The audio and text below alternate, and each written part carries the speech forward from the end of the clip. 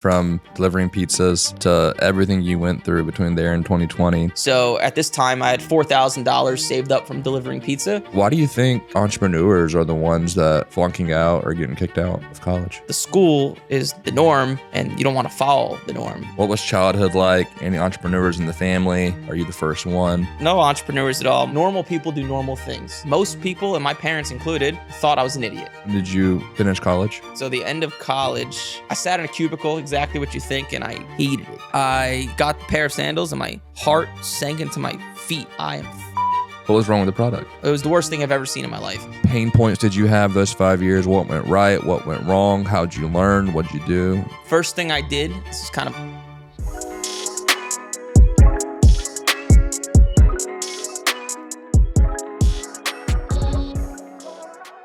What's up, you guys? Welcome to another episode of the Elliott Caldwell podcast on Successful DNA. Met Eric Michael probably, I don't know, whenever that was, 2 or 3 years ago in Cabo through a mastermind that he and I are a part of. From pizza delivery driver in 2015-ish to doing $1 million a month through sports card coaching and training. You'll dive into it. For listeners that don't know who you are, give the 2-minute elevator pitch on what Major League Profits is, and then we'll kind of peel the onion back after that. Yep. So specifically what we do is we teach 9-to-5ers how to make a side income buying and selling sports cards, not cars, cards, C-A-R-D-S. People make that mistake all the time. That's essentially what we do, and just to keep it very simple, it's a huge growing industry. It's relatively easy and fun to make a nice side income doing this stuff. So that's just it, to keep it very, I'll go into more tactics later on, but that's it, to be very simple. And how old are you? 28. 28. So young guy, doing very, very well. So this is going to be an exciting podcast. Let's go way back. Let's go to childhood, New Jersey. What was childhood like? Any entrepreneurs in the family? Are you the first one? What was childhood like? Good question. No entrepreneurs in the family. I grew up in a town called Wayne, New Jersey. It's about 10 miles south of New York City. Both parents from Brooklyn and Queens, New York. So very loud house, just like your classic like New York City household. My first business, so no entrepreneurs at all. My dad was a lawyer for the government. My mom's a professor part-time for the local college. But the first business I ever had, so in the 5th grade, there was a talent show. Me and my buddy, he was my best friend at the time, his name was David. We were like, let's do the talent show. So we were thinking of things to do, and we're like, magic. We like magic. His dad bought him some sort of like magic coin where you could like trick people, and we picked up a magic book of how to do these magic tricks. And long story short, we learned how to do this big trick where I basically appeared out of a cardboard box. We did it for the 5th grade talent show. I still have videos of it to this day. And when we did the trick, it was about a 10-minute trick. The audience lost their mind, went crazy. After that, like the 1st and 2nd grade classrooms were like begging us to come in for 20 minutes to do tricks in front of the littler kids. And we started doing that. And then the little kids started to tell their parents about us, and we started to do birthdays. So we would get paid about $100 for like a 30-minute show when we were in like, at this point, we were in like 6th and 7th grade. It was sick. And then we started to do magic shows for like assisted living facilities, and these really old people loved us. That was the first business. Unfortunately, it kind of faded out into like 8th and 9th grade once I started playing like football and sports got more serious. But that was the first business. Even though there were no entrepreneurs, my mom was a big help. I didn't know this at the time, but she was the one who was like, she doesn't even know what cold calling is probably, but she'd call the assisted living facilities and tell them about us. That was like my first experience of like outbound sales. I didn't know it at the time, but that was the first business. And then middle school to high school, what was life like? Middle school to high school, I was interesting. I kind of fell off. So in 5th grade, I got voted most popular, and I got like less and less popular as time got on, because I got like weirder and weirder. I would like do the cool things, play football, be friends with those guys, but I would also hang out with like the super nerds, like the super like sports nerds and history nerds, because I love talking about that stuff. So my popularity went down as I got closer to 18 years old as a senior. But then my popularity really went down at the end of high school. So, in New Jersey, you get your license when you're 17. And some people, parents would buy them cars, but there were 2 high schools in my town. I was from the middle class side of town, Wayne Valley, and there was another high school, Wayne Hills, a little bit wealthier people. And I heard about this kid that bought his own car, C-A-R, car, with his own money, $30,000. It was a sports Toyota Corolla. Cool car at the time. And I contacted him because he was a friend of a friend. And I said, dude, how do you have $30,000 to buy a car? And he told me he flipped sports cards. And at this time, like it's a big thing now, sports cards. But at the time, What year was this? 2015? this was at the end. This was middle of 2015. Okay. So just as kind of high school was ending and I was Yeah. about to graduate. You're 2015 graduate? Of high school. Yeah. Yes. And I said to him, what? Like sports cards, like the things you get in packs. And what's funny is like, I didn't really collect this stuff or do it when I was a kid. I know a lot of people did, but I really didn't. So I went over his house one day and he showed me like you could buy a sports card, you can get it graded. Basically, you could send it to a company and they'll assess it on its condition and you can flip it for like a 30, 40, 50% profit at the time. And I was hooked instantly. So he was kind of my mentor. I used to bother him every day. His name was Dylan. I owe everything to Mr. Dylan. And the first card I ever bought, that kind of spearheaded it all. So at this time, I had $4,000 saved up from delivering pizza. It was the only job I ever liked. I enjoyed delivering pizza for God knows what reason. And so I had $4,000 saved up. And Dylan, I finally got enough information from Dylan to make my first purchase. I bought a sports card of Steven Matz, who used to be a big prospect for the New York Mets. He was a pitcher. And it was $500. I bought the card. I got it graded. It came back a week later. I graded a 9.5 out of 10, which is the grade you want to aim for. And I sold it for $888. That's what I remember. That's what I netted after the person paid me on PayPal. And it changed my life because here I am delivering pizza. Not a bad job. I was going there for 4 hours, 5 hours a day, making like 80 to 100 bucks cash. But here I am. I just learned what leverage was, and I clicked a few buttons essentially because I had an information advantage in the sports card market, and I made $388 in profit in a week. And that's how my sports card journey like kicked off. And then did you go to college after high school or just kind of? Yes. Okay. So my freshman year, I went to University at Albany. And long story short, I got kicked out because of underage drinking. I had fake IDs on me, this and that. So then I transferred to Rutgers University. And you graduated from there? I technically failed out at the end, at the very, very end. You know what's so funny? Like, I don't know. This is probably interview number 50 or so. And I can't tell you how many successful entrepreneurs I've interviewed that got kicked out of college, that dropped out of college, that got kicked, whatever. It's very interesting. Yeah. Actually, my college journey was weird. So like I started buying and selling sports cards as I was going to college. That's how I paid for school. And when I got to college, so I tried hard in high school and I had like a 3.5 GPA, which is decent. But I got to college and I was like, okay, this is a lot of work. These classes are crazy. I want to focus on making money. And my thought process was, I'm just going to try to get a 3.0, flip my cards. I think I can make this a long-term thing. And I tried less, but the first year I had a 3.93. I crushed it in college. It made no sense. And I was drinking every day. But now I look back at it now, it's because the classes were a lot more suitable for what I was good at. I was very like microeconomics, statistics, math-based, because I double majored in like statistics and finance, so numbers are my thing.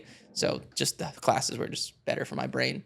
Yeah, I feel like baseball saved my life in college, where like I would have probably gone down that rabbit hole as well. But, not wanting to get kicked off the baseball team. And school was like, I was a education major, so it was so easy because it was dumb classes. What school? South Carolina. Nice. And so it was just very easy to just make A's and B's and not really have to do anything because of the major I was in. Nice. And I could just focus on baseball. But I'm glad baseball saved my life in more ways than one, because I would have gone down that same path. But yeah, why do you think entrepreneurs are the ones that I feel like are flunking out or getting kicked out of college? And then they go on to be successful. Like how does that make sense? Because just think about it. It's actually quite logical, because if you're an entrepreneur, normal people do normal things. Yeah. So if you start a sports card business, for example, in my life, most people, and my parents included, thought I was an idiot. Yeah. But entrepreneurs are successful because we don't like to listen to other people. Right. And we don't follow the norm. That's just the definition of entrepreneurship. If you go and start a business especially the world kind of we're in, like digital marketing, most people think you're crazy until you start making money. But if your brain is wired to not follow the norm, well, the school is the norm and you don't want to follow the norm. Yeah. So it's just like actually quite simple, just the way people like us are wired. Yeah, I like the way you put it too. And it relates well to entrepreneurs are like extremely comfortable taking risk.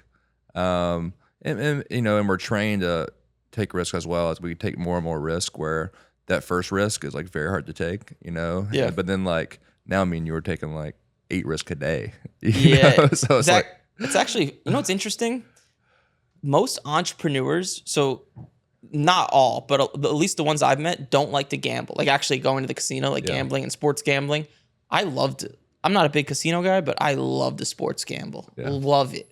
But a lot of entrepreneurs don't. They'll gamble on their business, yes. Yeah. But a lot of them I've met don't like to gamble, which is probably smart. Yeah, I've never. I don't know if I've ever sports gambled.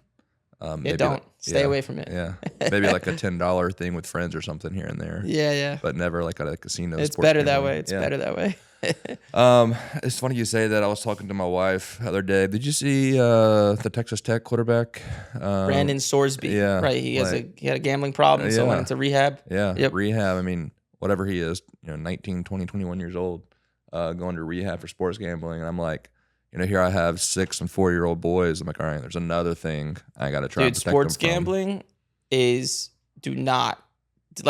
very lucky. Where in the sense I'm very disciplined. I could lose thousands of dollars and I'm fine. Yeah. I don't chase my losses. I'm very lucky in that sense.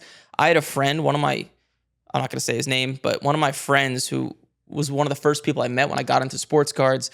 When we were 21, just from flipping cards, he had about $600,000 saved up. Long story short, he met some friends, started going down the Jersey Shore, started drinking a little bit more, started placing bets for like 10 grand, 20 grand, 30 grand a game on like baseball. And long story short, lost every single penny he had, 600 grand down to zero in probably about a year and a half. And then now he's like almost like a criminal. Like he's like been scamming people to like borrowing from Peter to pay Paul, essentially. It's terrible. So one of my buddies, he wasn't like a big gambler. But he would just like, place $100 bets here, $100 bets there.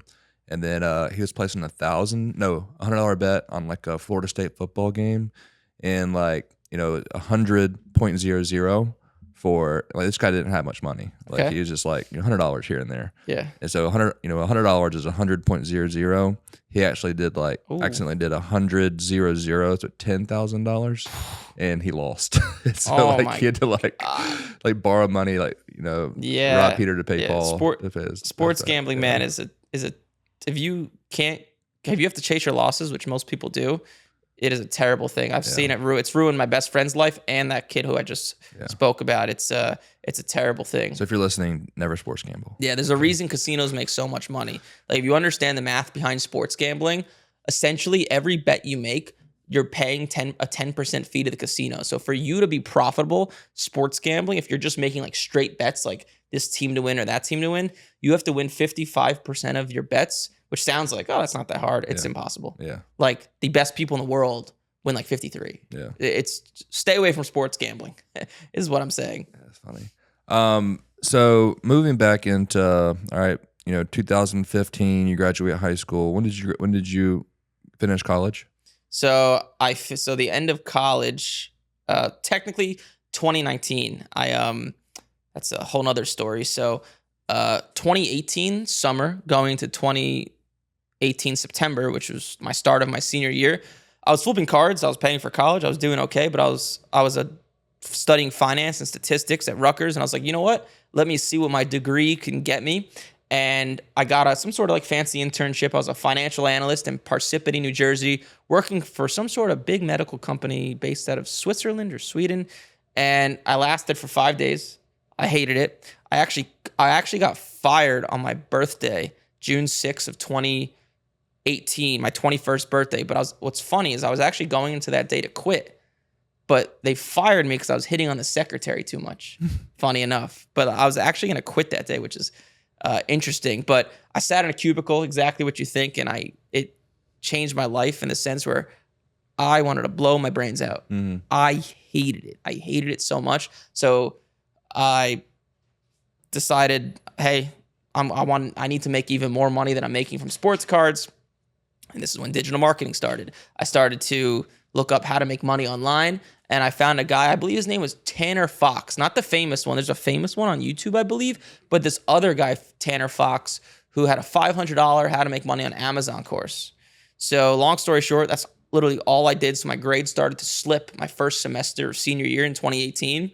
And long story short, I ended up losing about $8,000 with Amazon. And then over winter break, I would just go on my laptop all day, every day. And I learned what Shopify was. I learned, Amazon's not the solution. I need my own brand, my own store. So I paid a kid, I guess I'm not going to say his name out loud, but he's actually from my hometown, who's a decently sized Shopify coach still to this day. And so I paid him some money. I learned a thing or two. And this is when I started to fail out of college. So I became obsessed. All I would do was test products all day, trying to figure out what would work, what wouldn't. The way I was paying for the ad spend, what I would do is I would take a product and spend $100 in a day and see, would it work, would it not? And I was funding this by flipping sports cards. So I would go to like sports card conventions on the weekend. I'd be doing my thing there and I'd be taking the money and losing it here. And I would do that every day. I remember every Sunday, it was like a routine. Every Sunday, I used to party a lot. I would go out Saturday night. I'd wake up Sunday, 8 a.m. I would go for a swim at LA Fitness. I'd come back. I'd have 4 hamburgers from McDonald's and I'd take an Adderall. And I'd literally sit in the library from 10 a.m. to 11 p.m. straight. I wouldn't move. All I would do is test products and try to figure this Shopify thing out. And then in April, maybe middle of April of 2019 we're at now, I found these pair of sandals, like these colorful pair of sandals. I spent $100 on ads and it got like $250 in sales, which I know not a lot of money now, but I was like, boom, I got it. There's something here. And nobody was selling these pairs of sandals. You could see how many orders from Alibaba that were being like taken, and really none. It was like a very unique product. So long story short, I scaled it up. And what's interesting is at this point, I knew nothing about creative testing. I didn't even know what email marketing was. I didn't know like you could upsell people. I learned that later on in my like Shopify journey. You could have like a one-click upsell. But anyways, from middle of April to May, so I graduated, I believe May 19th. In my head, I was like, I got it. So that month, I did $60,000 in cash at a 25% margin with just straight ad to buying, which is absurd. In the world of e-com, you just want to break even on the front end. And I was like, I made it. This is it. All my hard work has paid off. I'm the man. And so I went out to San Diego. Backtrack. So I walked on graduation. So I thought I graduated, but because they had me walk. I got that award like cum laude or whatever. I don't know what it's called, summa cum laude or cum laude for having a 3.5. But I found out I got a D in one of the classes in the Rutgers Business School. If you get a D, no good. That's like failing. You have to retake the class. So I walked on graduation, and then I went out to San Diego. I was partying, and I remember my phone I wouldn't shut off my notifications. It was just buzzing all day with the Shopify sales, like buzz, buzz, buzz. And I was like on cloud 9. And then when I got back from San Diego, some refunds started to come in and more and more. And I was like, this isn't right. And then I had the supplier from China express ship me one of these pairs of sandals. You should probably look at the product first before selling it, right? That's common sense now. It wasn't common sense to me back then. And I got the pair of sandals and my heart sank into my feet. I was like, holy shit, I am fucked. This did not look anything like the pictures. It was the worst feeling in the world. I barely ate food for a month. And over the course of the next month, what was wrong with the product? What was wrong with the product? It looked like it was a piece of shit. So the colorful sandals weren't It was colorful? like a nice looking colorful pair of sandals. When I got it in the mail, like it was like falling apart. Like one shoe was bigger than the other. It was terrible. Okay. It was the worst thing I've ever seen in my life. I couldn't even put it on my own foot. I got it in my size. So like bad, like very, very bad. And so if you're selling stuff, make sure you look at the product before actually selling it. And so over the course of the next month, all the $60,000 in cash, almost all of it got refunded. And imagine just money being plucked out of your bank account every day. I was selling them for $39 each, I believe. My cost of goods was 11 or 8, one of those two. And just $39 every day, pluck, pluck, pluck, pluck, pluck, all these minuses in my bank account. And it went down to zero because I didn't have the money to support all the ad spend I spent, plus the $60,000. So I saved up about 50 grand in cash from flipping cards, and it was all went to zero. So, and then at the same time, about a month or two later, my mom called me one day. I was living at home, and she was like, "Where's your diploma?" I was like, "I don't know. Who cares?" And she's like, she called the school, and then they told her, "Yeah, he got a D in this class. He's got to retake it," which was fun. That's so. But I ended up graduating years later. I begged the professor essentially just to give me a C in the class over email. But anyways, I lost all this money, so I had no job. Felt like a failure. All my family thought I was an idiot, and I just went back to the one thing I knew, which was flipping cards. So I used to say to my brother, Brian, who's like the opposite of me. He's like saves every penny, just won't gamble, like not really entrepreneurial, has a regular corporate job. I used to say to him, "Hey, give me $10,000. I'm going to go to this card show in San Francisco, Texas, wherever, because that's what I knew. And I'm going to give you $500 in profit in a week. And just let me use the money to flip cards." And I'd be able to make I was really good at it. So I'd make like $2,000, $3,000 in a weekend. And I built myself back up. And then John, my business partner, who was just here, he was my housemate my junior year of college. And he failed out as well, which is funny. Seems like a common theme over here. And we were on the phone one day, and we didn't speak for the past 6 months. And he was working at an SEO agency, search engine optimization, a website agency essentially. And we had a mutual interest in digital marketing. So we used to go over each other's houses on the weekends. He lived in Long Island, kind of out east by the Hamptons, and I lived in New Jersey. We were trying to start a business together. And the first business we started was a real estate marketing agency. Didn't really go anywhere. And in December of 2019, which is kind of where we're at now, I said to him, "Hey man, we're young. We'll only live life once.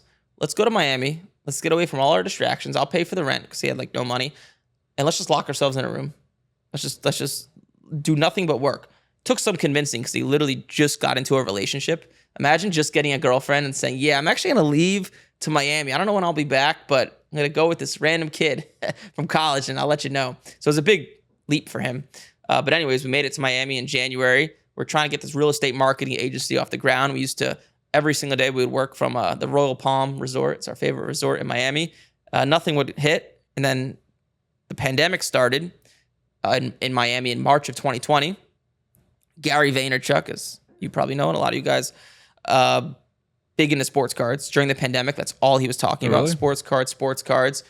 And John commented or retweeted on one of his tweets or something like, "Hey, would you want to learn how to make money with cards?" And he got 20 messages like, "Yeah, where can I learn? Where can I learn?" And he showed me it. And I still remember to this day, I was like, "You're an idiot. No one's ever going to pay for that." But anyways, we launched a very simple, now I know what it's called, a VSL funnel. Yeah. I knew how to get up ads. He knew how to get up a website, like a funnel. And we launched it on a Friday. I believe it was March 15th or March 17th of 2020. And we spent $200 in the day for ads, and the calendar opened on Monday. And the first ad we ever ran was a picture of me and Gary Vee at a card show together. And it just went viral overnight. The whole week was booked. We're getting $3 to $5 booked calls, 30 minutes each, 8 a.m. to 5 p.m. And that was the start of major league profits. And I can go into more. But yeah, that's the start. Yeah. What an incredible story. I mean, from 2015, in high school, delivering pizzas, to everything you went through between there and 2020 to then come out and was the beginning of $1 million a month business. Yeah. Incredible. Yeah. The first month, so we had no money. I had, it's funny. It's funny looking back at all this stuff. So Friday we launched ads. The calendar was open on Monday. So we wake up Saturday. We're like, holy shit, we have nothing to sell these people. We actually did it right looking back at it, because you want to launch your marketing, see if it works before actually building the product. People usually do it opposite. But I knew there were so many calls. I was going to sell them something that I've never taught sports cards before. So I remember I took an Adderall Saturday and Sunday. All I did. So you're having these calls, but you don't have an offer yet. No offer yet. Okay. The call started on Monday. And we saw all these calls on the calendar, but now it's Saturday. Okay. because I got 48 hours to build an offer. yeah. So I built a simple course, just everything I knew. I like outlined the first day. All I did was outline it because like I didn't know how to put all this stuff together. I didn't think it was teachable. It was a limiting belief. But now I have these calls. So I put together the course. It was on a software called Learn World. I just Googled like, how do I put like videos in a course or something? And that's incredible. The first thing that came up. So I put all the videos. I didn't even know how to like do like a Loom. It was like, I don't even know what the hell I was doing to like, I think I was like, I don't even know what software I was using to make these freaking videos. But so Monday starts and John knew nothing about cards at the time. So now you don't really need to know a lot about cards to take a sales call, but I thought you did. So I took all the sales calls. So from 8 a.m. to 5 p.m., almost every single person showed up. And keep in mind, like, I didn't even know what a lead was. Like, I didn't know what that term meant.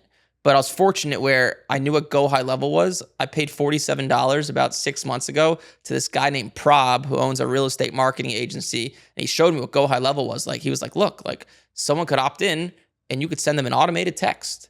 You could build like a funnel. I don't even know what like a funnel was. So he showed me these very basic things, which I kind of put them together in my head, which is how we built the initial funnel. And so I took these calls, I took them all, and I still remember to this day, I sold 2 people the first day. One guy was for $1,000. He paid me through Venmo, and he was skeptical. I didn't close him on the call. And when I was done with all the sales calls that day, I made a PowerPoint specifically for him. And then I was able to sell him on the PowerPoint. Then another guy bought for $1,500. So the first day we made $2,500. And no script. No script. I didn't know what a sales call was. Yeah. I was like, hey man, I'm the one you saw in the ads. I'm telling you, I've been doing this for a long time. It works. You just got to do it. You just got to trust me. Yeah. And it was not Zoom. It was just a phone call. I was calling from my cell phone. And just a pitch fest from the get-go. Yep. And made $2,500 the first day. And I remember that Friday night, our bank account went from like $800 when we started. It had just over $10,000 in it. And I felt richer than ever. We were sitting at an Italian restaurant in Miami, just like kind of celebrating the week because we thought we were like billionaires now. And we were just high as balls. And we were just like, had our phone up like, dude, look at that $10,000, man. That's crazy. That's crazy. We made that ourselves. And the first month, we spent $8,000 in ads, and we made $88,000 in cash. And 10x ROAS. Yeah, without knowing anything. And what's funny is I went back and looked at the metrics, and if I knew what I knew about marketing now and like upselling and all like sales and setting, that $8,000 today would have turned into $860,000 if I knew what I knew now, which is funny. But that's the entrepreneurs. We can dig into that in a second. Yeah. So a lot of you know where I want to go with this. Like a lot of you know my story. I mean, it's very similar to Eric's story. Like no offense to me and Eric, but we're nothing special, right? But similar to my story, in 2020, Eric took extreme risk. So if you're a listener and you want to change your life, it's going to take jumping off a cliff. And so in 2020, you jumped off a cliff. 2025, 2026. What month and year did you hit $1 million for the first time? What's up, you guys? I wanted to introduce to you our done-for-you Airbnb investing service called BNB Turnkey that has massive tax implications. It's basically an investing service that allows you to invest in cash-flowing Airbnbs and not do any of the work. It's best explained in 3 phases. Number 1, we find, analyze, and underwrite the property. In phase 2, we handle all the interior design and construction. And then phase 3, we manage the property on the back end. The best part is most of our clients qualify for the short terminal loophole of the IRS tax code. This allows for average clients to write off over $200,000 in depreciation on their tax bill. For more information, click the link in the description to connect with our team. As always, thank you for listening, and I hope you enjoyed the rest of the episode. I spoke in Cabo beginning-ish of last year. So maybe May? Was it May of 25? Okay. So essentially from May of 2020, when March, May of 2020, COVID, 5 years later, you hit $1 million for the first time in a month. Let's talk about that 5-year process, right? Where you go from knowing nothing to being what I would proclaim an expert in social media marketing, ads, setting, closing, whatever you want to call it. Yep. Let's talk through that process. So if I'm someone listening, I have an idea, I don't know what I'm doing. What kind of pain points did you have those 5 years? What went right? What went wrong? How'd you learn? What'd you do? The whole story. Okay. It's a lot. Let's go. I'll be very tactical. There you go. Okay, so made money. First thing I did, this is kind of unrelated, but I just like to say it anyways. The first thing I did when I made that money that first week in Miami, I always wanted to buy a dog. So John was allergic to dogs that shed, so I bought a hypoallergenic dog. My parents were anti-dog, like no animals in the house, and I always wanted one. So I found this breed called a Basenji. There was only one left in Tampa. It's like a rare breed. They're usually in Egypt, but they're hyper. When did you come back to Tampa from Miami? So there was one Basenji that was located in Tampa, and I was in Miami. Okay. So I found the guy on Craigslist. I paid him $1,000, and I was like, hey, which is a lot. I only had $10,000 at the time, but I paid him $1,000 for the dog, and I was like, and I canceled my calls that morning, or I was taking them from the car on the 4-hour trip from Miami to Tampa, and some hood place in Tampa. I don't even know where it was. I gave me the dog. I signed some papers. Then a few weeks later, we moved back up north, and this is kind of a key part to the story looking back at it. So I walked in my house, and my parents were anti-dog. Remember this. And my dad's like a very prideful, New Yorker, what he says goes type of guy. And I walked into my house, and my parents didn't let me in. They kicked me out of my own house. I was not allowed in with the dog. My mom now loves the dog more than me. My dad tolerates it, so now I'm allowed home, and the dog's allowed to stay over and stuff. But so I was sitting in my car. I wasn't allowed in my house. I wasn't giving up the dog. So I called John. John comes from a very opposite family. Mine's very loud, in your face. People curse at each other. John's very wholesome family. Called him. He was I was like, dude, I don't know what I'm gonna do. I don't know where I should go. He's like, oh, just come over. My parents don't care. I was like, really? That's weird, because my parents aren't big guest people, bringing people in the house. And so I drove 2 hours to Manorville, New York, where he's from. I stayed at his house for ended up being 2 months. God bless his parents, because my dog was peeing and shitting all over their house. I had no idea how to train a dog.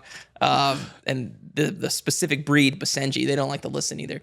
Still, that dog's still with us to this day. She's been every single step of the journey. She's in our office right now. But living there with John for 2 months, we ended up moving to an apartment once we got our crap together a little bit in a town called Patchogue, New York, which is a pretty nice town. But that first month of $88,000 we made was actually the worst thing that ever happened to us, because it gave us a big head, and we didn't invest in coaching or mentorship, because they're like, dude, we know everything there is to know about business. So over the course of the next year, that money slowly dwindled, and we lost it all. And then for the next, 6 months to a year after that, we're just kind of sputtering, making sales here and there, just making no money, just totally breaking even. Just taking sales calls all day to make no money. It was terrible.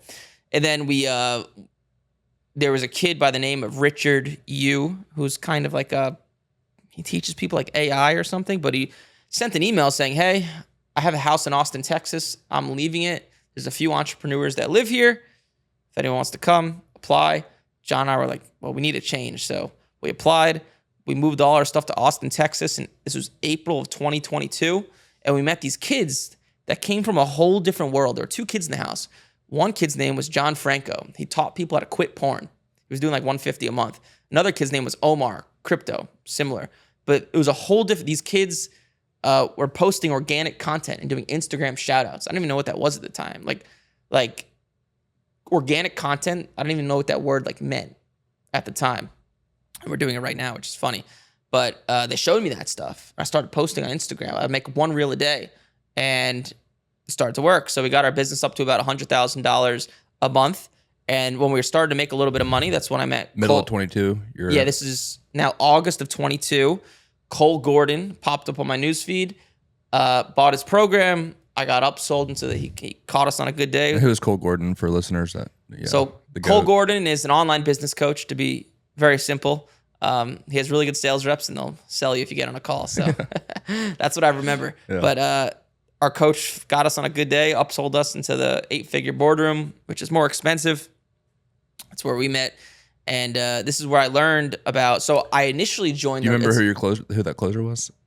No, I only remember my coach, Steve. Okay. Steve Smarridge. Okay. Great coach, great guy. I don't think he's with him anymore though.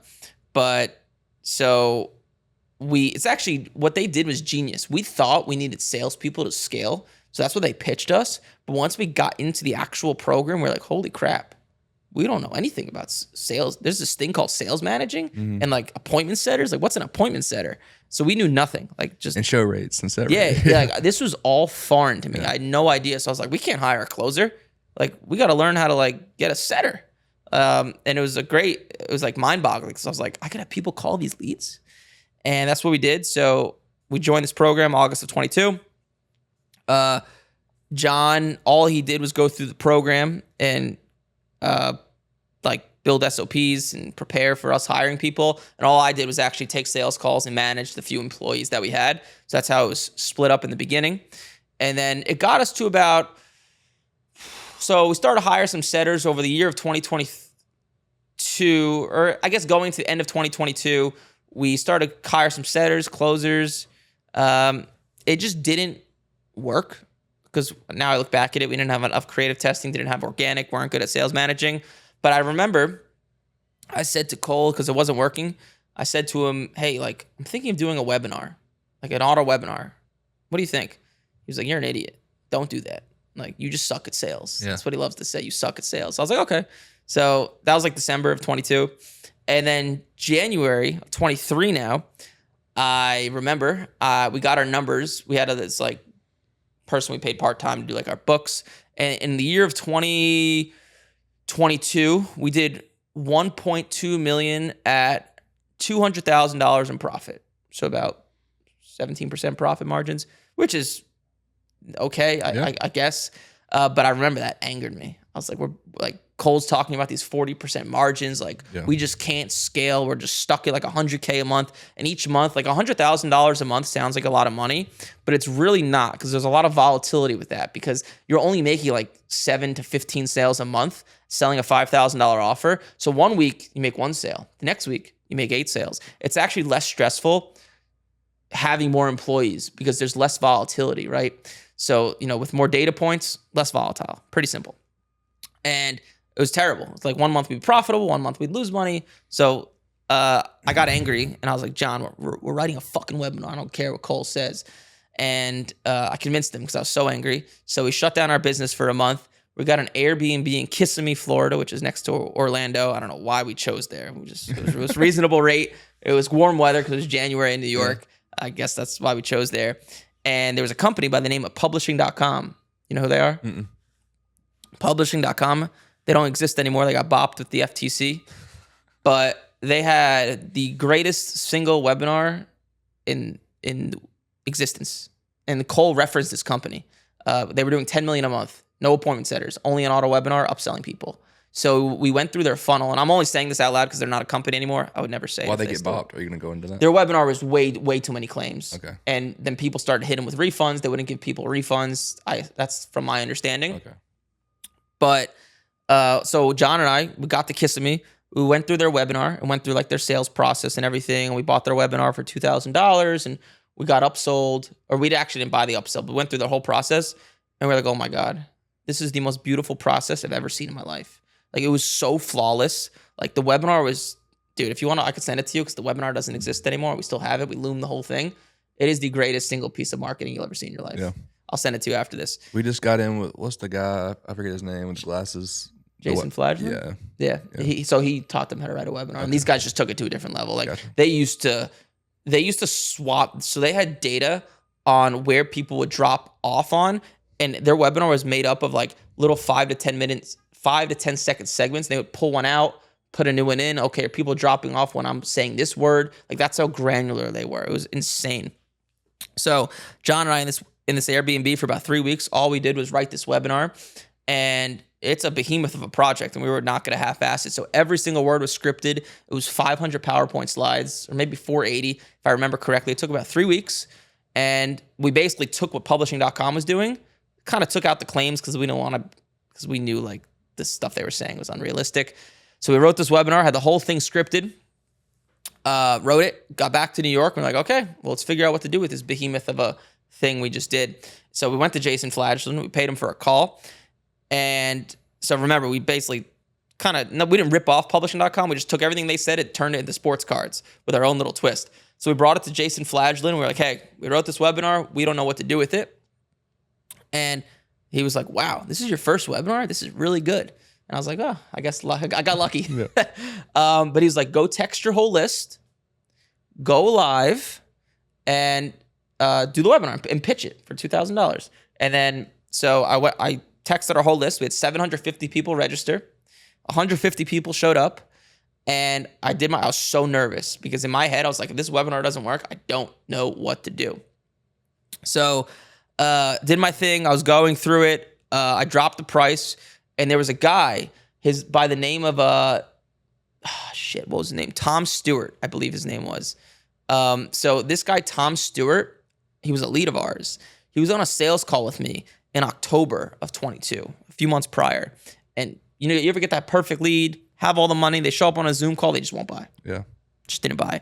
He wouldn't buy for $5,000. So I do my thing, I drop the price, and I'm looking at Slack, and I see him buy. He comes in for $2,000 to buy our academy program. And the way the process works is they buy, we put them on an onboarding call, and if they're financially qualified, we'll upsell them to our bigger program, which at the time was $7,800. So I see him buy, and now a few days later, I'm on a sales call with him. The same guy who wouldn't buy for $5,000. And I feel like an idiot because I'm about to pitch him the same damn program I did a few months ago, just now for $7,800. And he also just gave us $2,000. So I'm like, this is just a waste of my time. This is stupid. $9,800 is what he would be paying. Total. Yeah. He already gave us $2,000 and pitched him, did my thing. I was like, yeah, there's more one-on-one coaching, etc. And he's like, okay, run my Amex. I was like, what the fuck just happened? I was like, what? And so I ran it. PIF, great. And we didn't get PIFs back then. Yeah. Paid in full, by the way. Yeah, PIF means paid in full. Yeah. They paid the whole amount instead of it being a payment plan. And from that webinar, we made I got about 12 people to give us $2,000 on the webinar, and we upsold 4 of them to $7,800. 3 out of the 4 were pay in fulls. And I know that doesn't sound like crazy numbers, but that one webinar generated us about $50,000, $60,000 in a span of a week. And remember, we were scratching and clawing to do $100,000 a month. Some months 60, some months 120, and it was very profitable, right? All I did was text my list. So it changed my life. I was like, oh my God, there's something here where when people give us a little bit of money, it's way easier to get them to give us more money. So then what we started to do is, and you want all this tactical stuff? Okay.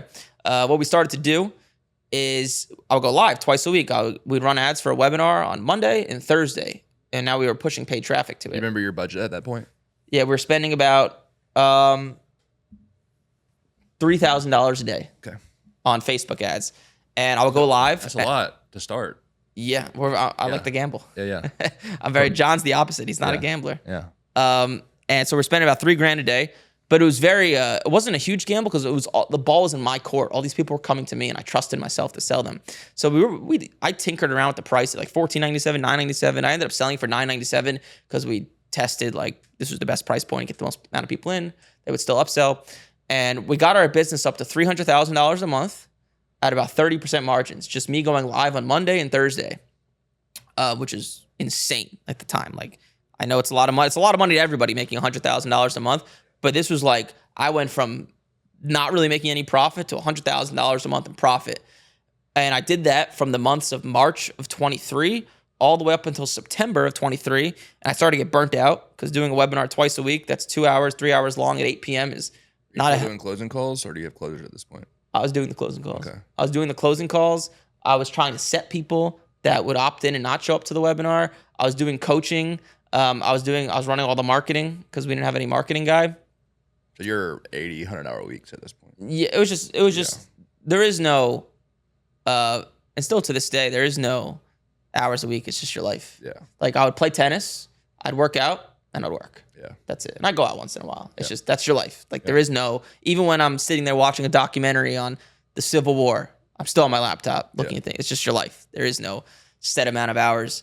And my wife loves it. What? My wife loves it. Does she? No, she hates it. Yeah, I have a girlfriend now, and I told her, I was very upfront, listen, this is how it is. Yeah. Before we even started dating. But that's a whole nother story. But so in September, Cole, I explained this to him, and he was like, hey, like in order to scale your business, you have to make it into an auto webinar. So, which means instead of me going live, people will click on an ad and just see the webinar right there and then. That's what an auto webinar means. And so we changed it a little bit, made it an auto webinar. So we had about $500,000 in the bank at this point. I love to talk about numbers. Wow. And from the months of October to December, now we had like a few setters, few sales reps, like 2 coaches at this point. We had some expenses. Long story short, once we went with the auto webinar, we didn't know what we were doing, so nobody bought. And October, November, and December of that year of 23, we lost $150,000 just about each month. So our bank account went from like 500 grand all the way down to 50. And I didn't know what to do. I was like, so with a webinar, the way you make money is not by selling people on the webinar. That's great. What do you do with the 97% of people that did not buy, whether they showed up or didn't? That's the key. And what we were trying to do was set them for a high ticket sales call. But if the high ticket sales call wasn't working a year prior, it wasn't going to work now. And that's a whole nother marketing thing I could talk about of why it didn't work. But I had the novel idea. Actually, this was not my novel idea. There was somebody that ran a marketing agency. We paid for creative ad advice because I thought my creatives were just messed up. Because that's what I heard. If you run an auto webinar, you need a lot of good creative, which is true. And I was paying this guy for consulting, and I was explaining to him my problems, and I was like, dude, I don't get it. Like, if someone buys the first program, we get on a sales call with them to sell them the big one, it's so easy. It's like taking an order. But if they just come in from a set, it's so hard that you're like scratching and clawing. So he was like, why don't you sell the $2,000 program on a sales call on a Zoom? I was like, this was Christmas Eve of 23 at this point. I'm Jewish, so I don't celebrate it. All I was doing was thinking about how to not go bankrupt. And I played out the numbers in my head. I was like, that could work. Holy shit, that could work. So January starts. We had one closer, and we told him, hey, what you're going to do, the same program we sell on the webinar, you are going to sell that on a sales call for $2,000. He's like, what? Like selling on a Zoom call for $2,000? That makes no sense. I was like, just trust me. We're going to do it. So we started to do it, and we went from $100,000 in cash in December, boom, $300,000 the next month, just from that little tweak. So now I was off the live webinar. We were doing the auto webinar, but the key was we were setting people for just a $2,000 sales call, and we're running them through the same process, onboarding call and then upsell. And that changed everything. So that was January of 23. Why do you think that was So there's a famous marketing book called Great Leads, right? And it talks about the different awareness of marketing. And so there's multiple different levels, right? You have product aware people, which is like the iPhone, right? All Apple has to do is say, we have the iPhone 20, people buy it. You know what the iPhone is. You have people that are solution aware. So these are people like kind of like myself, where like, I know my Facebook ad creatives need to be better. I don't know what the solution is. You have people that are problem aware. Oh man, like my business is just messed up. I like the problem is the marketing. I don't know how to fix it. And then you have people that are unaware, which is our market. Our market are people that have never bought anything. They've never invested in themselves. We go after 9-to-5ers that want to make a side income. These people, a coaching program, they don't know what that word means, right? They've went to college their whole lives. It's very different. They probably don't have real estate. That's most of our market. And because of that, it's great because there's so many people that aren't being talked to, but it's hard because they're so skeptical. That's what it talks about in this book.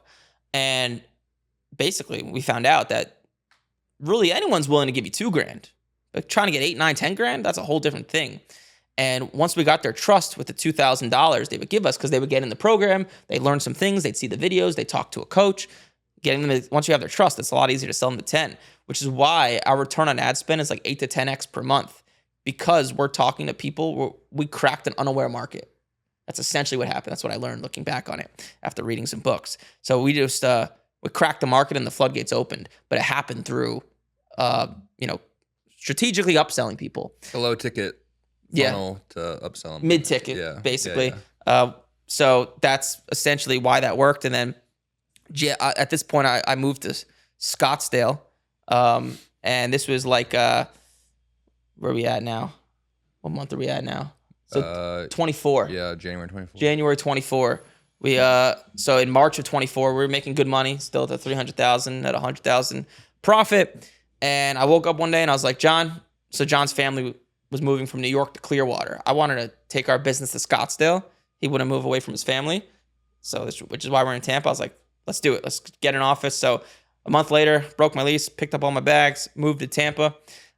We got our first office at a WeWork in downtown Tampa, and then we started to recruit salespeople. Essentially, that's how we got into profitability. So when did you move into Tampa? What?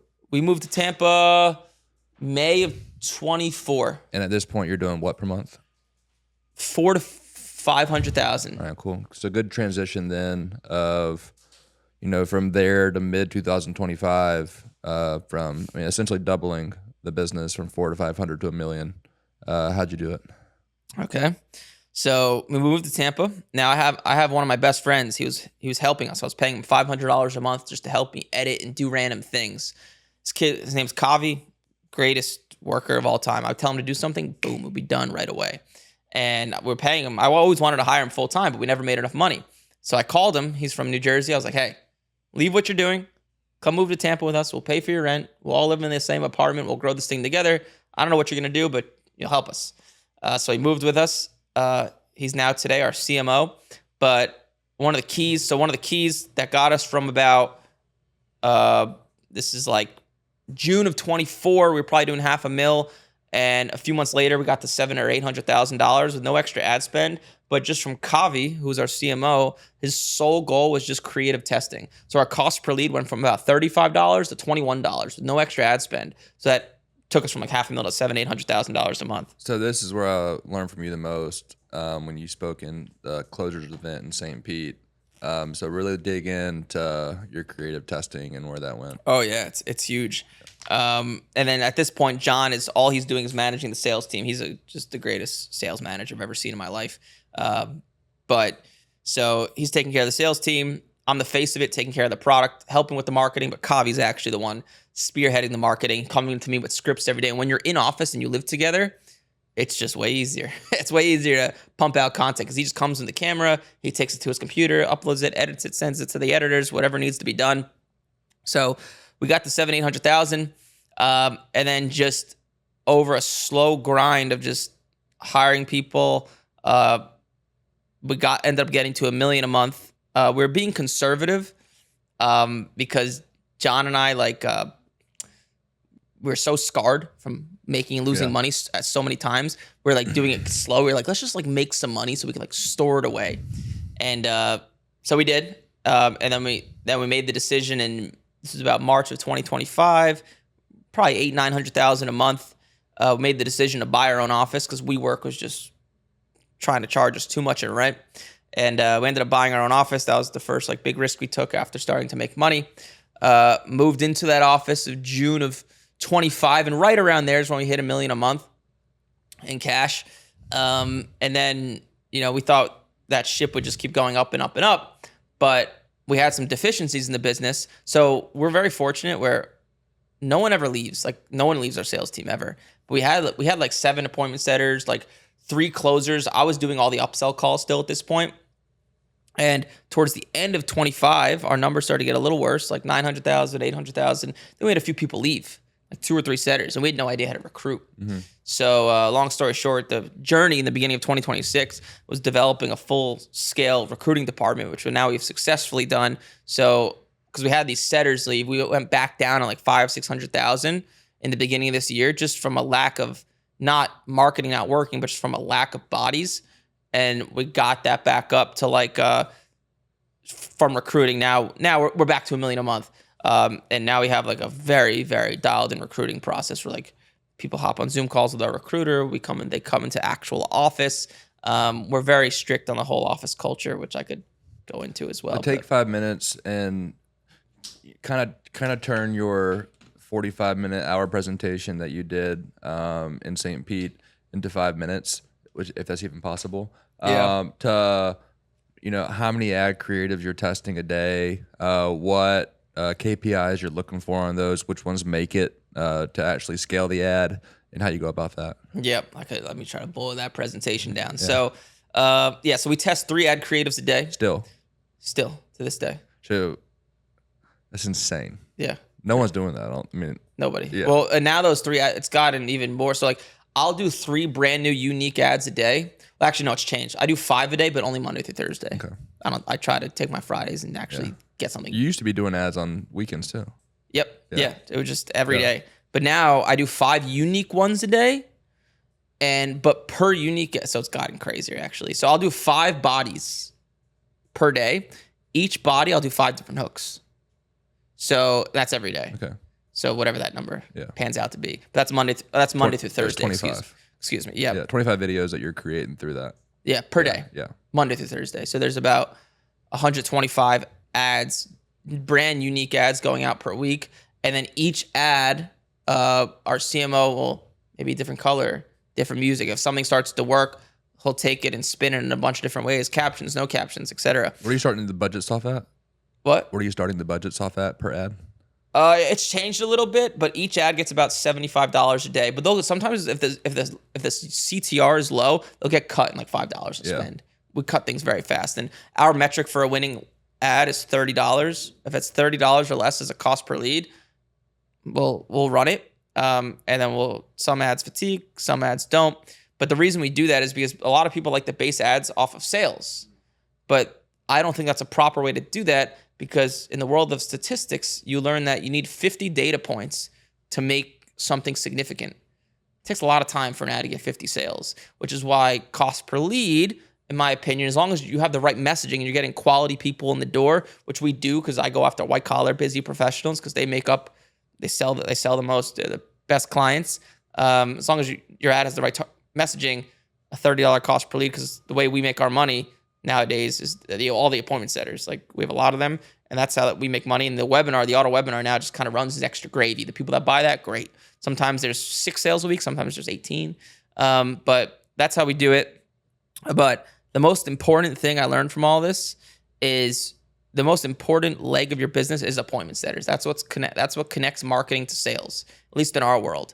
And obviously client success is very important too. I could talk about that as well.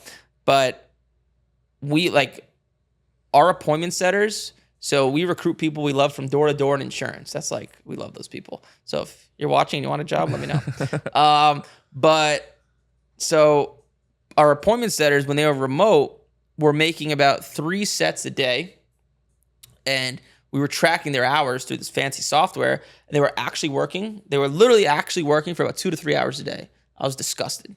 I was like, I'm working here 10 hours a day, and these guys are not going to work as hard as me. Not happening. So once we got into office where you have to work, there is no taking your dog for a walk. There is no cuddling with your wife. You're in office, you're working. And when they work 10 to 7, those are their hours. So 9 hours a day, but most of them come in at 8:30 or 9 a.m. They went from 3 sets a day to 6 to 7 sets a day. So if you think about that mathematically, for no extra ad spend, you are doubling the amount of appointments you have. It's everything. That is a huge needle mover. So that's the presentation in a nutshell, essentially. Yeah.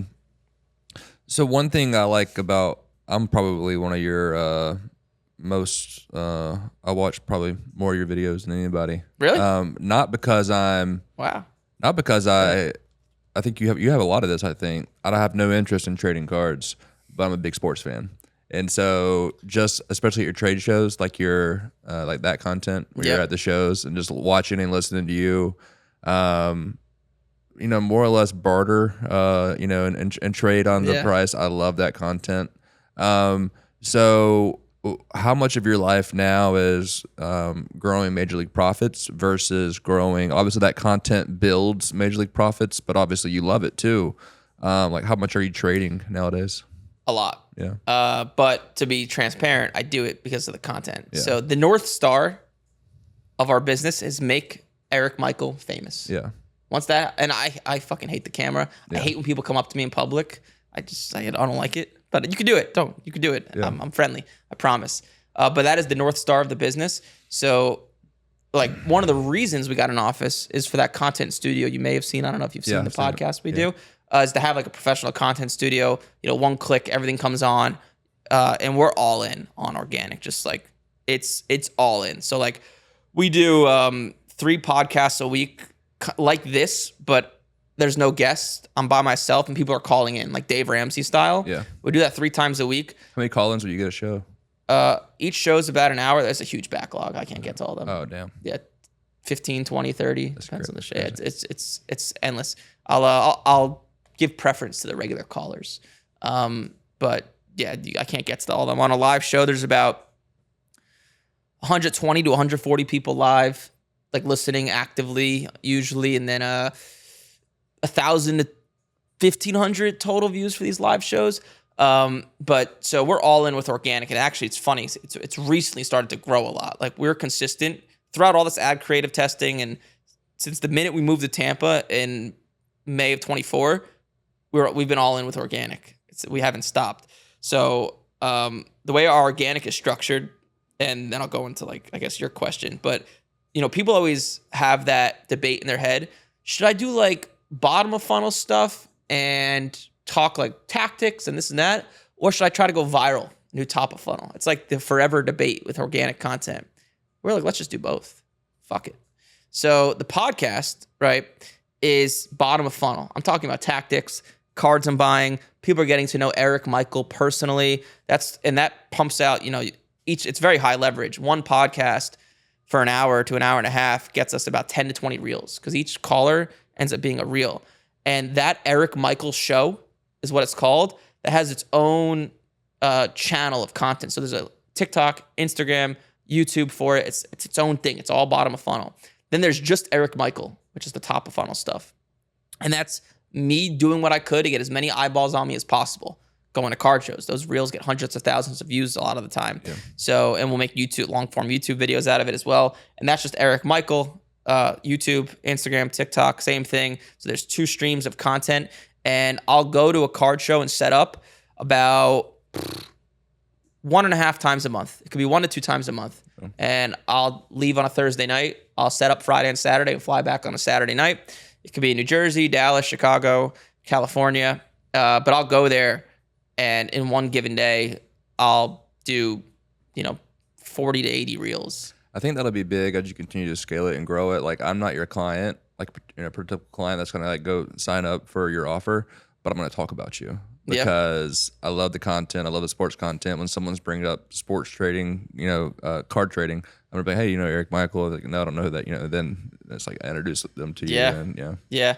And really, organic content is the most powerful thing in our world because it lifts everything up. It makes your ads a little bit better, makes your pickup rate better for shedders. It makes your close rate a little bit better.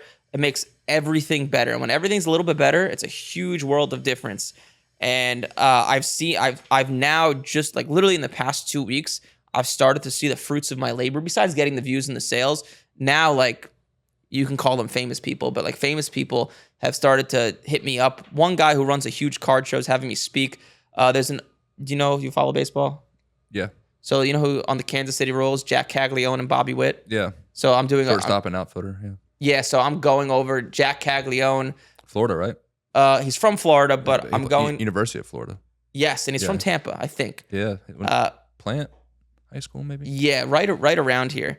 But I'm going to his house or apartment, I guess, in Kansas City to basically go through his collection, bullshit with him for a day. Gonna turn it into a long form YouTube video. Bobby Witt's supposed to come over as well because they're home that weekend. They have a home stretch. Yeah. But that just comes from being consistent for 2 years, and now these people have started to reach out because they see the reels. And when you get a lot of views, man, famous people watch content just like regular people. Yeah.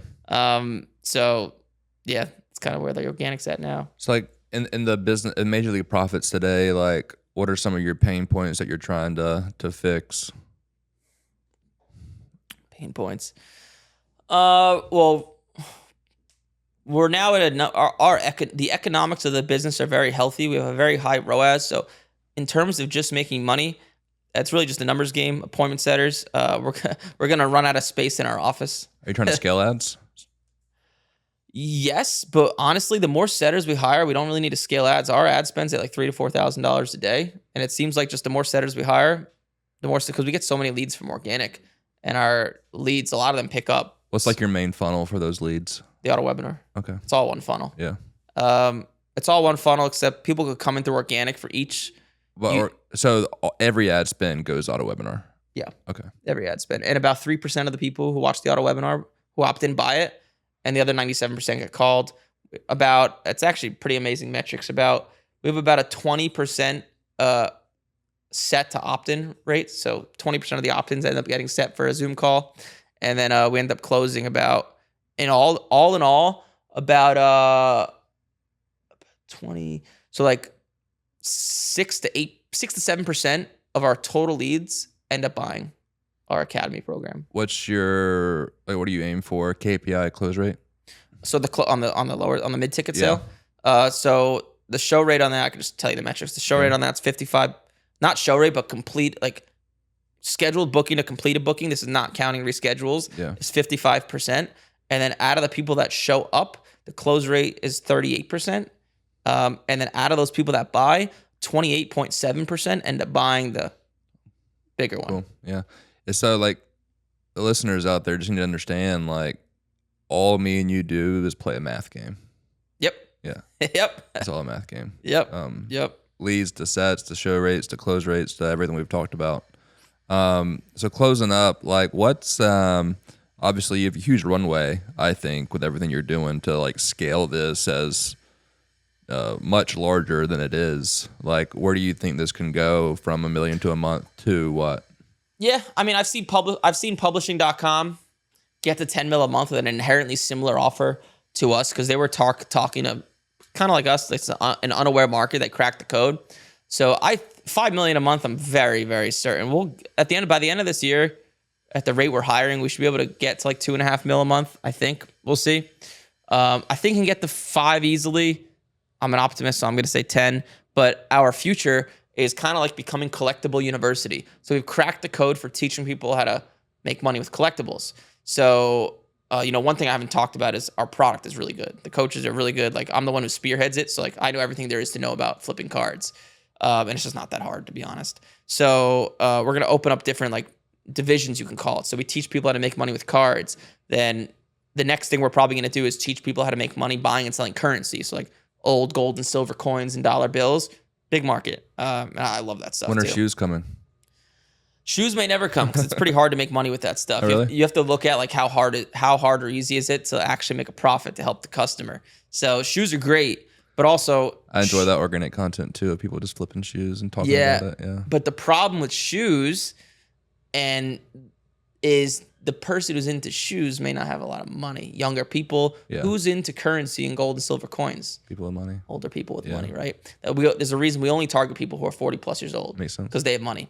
So you also have to look at that as well. But like, currency, stamps, vintage comic books, that, we're just going to open it all up. And we're about to release a software on the back end of it that will help students. I don't know what the price will be, like anywhere from $20 to $50 a month, but kind of like a CRM for collectibles / will help students find stuff on eBay and online. It's basically just going to help them aggregate data and find things faster. And there's softwares out there in the sports card world that do over $1 million a month.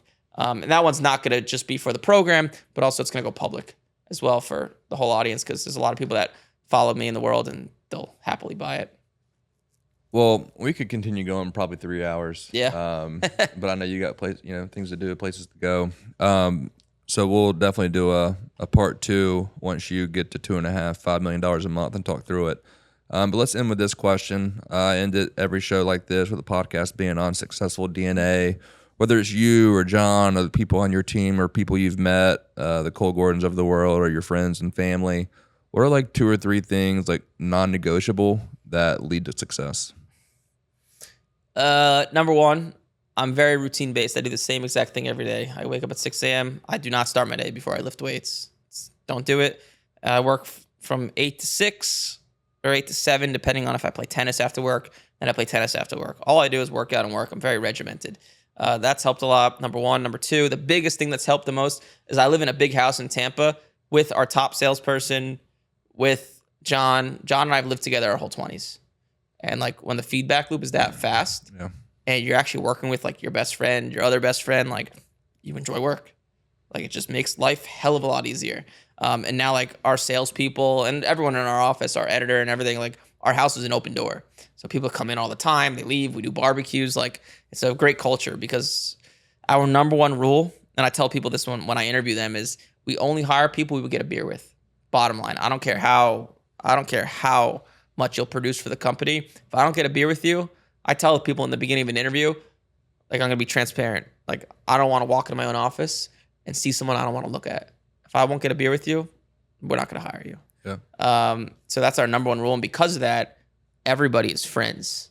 So it's very like for as hard as everyone works, everyone's very friendly. They go out to lunch together. They hang out outside of work.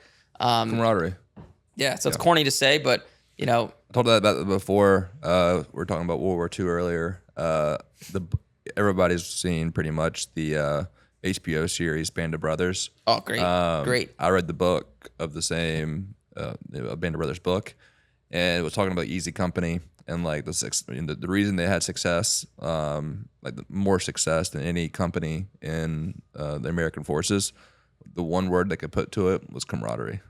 It's an invisible thing that matters a lot. Have you seen Masters of the Air?